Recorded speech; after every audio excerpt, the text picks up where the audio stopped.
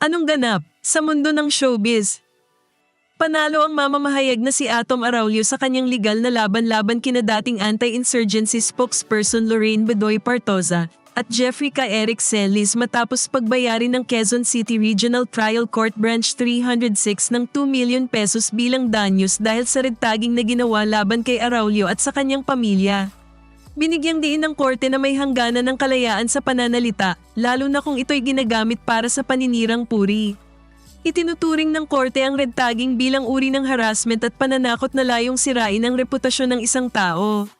Tinukoy ng korte na ang red tagging ay nagdulot ng kahihiyan kay Araulio at sa kanyang ina, nakaapekto sa kanilang relasyon bilang pamilya, at nilabag ang kanyang karapatang magkaroon ng katahimikan ng isipan. Walang basihan ng mga paratang ni Bedoy at Celis na nag-uugnay kina Araulio at sa kanyang pamilya sa mga komunista. Ang mga paratang ay nagdulot ng pagbabanta, puot, at negatibong reaksyon laban sa kanya. Ang mga danyos na inutos ng korte ay 2 million pesos para sa nominal, moral, at exemplary damages. 10,000 pesos para sa bayad sa abogado. 6% interest rate sa kabuoang danyos mula sa petsa ng pagiging pinal ng desisyon hanggang sa ganap na mabayaran.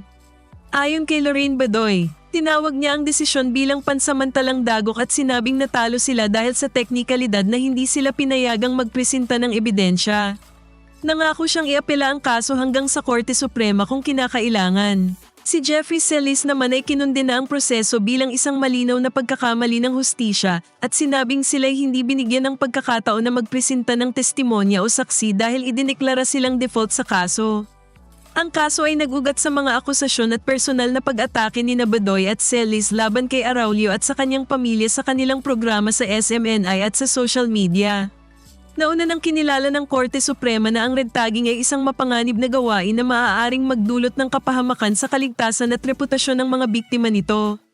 Ang desisyong ito ay naglalagay ng malinaw na paninindigan ng hudikatura laban sa red tagging bilang paninirang puri at mapanganib na gawain at pinapalakas ang pananagutan ng mga taong umaabuso sa kalayaan sa pananalita para makapanakit ng iba. Sa inyong palagay, deserve ba nila Bedoy at Celis ang ganito?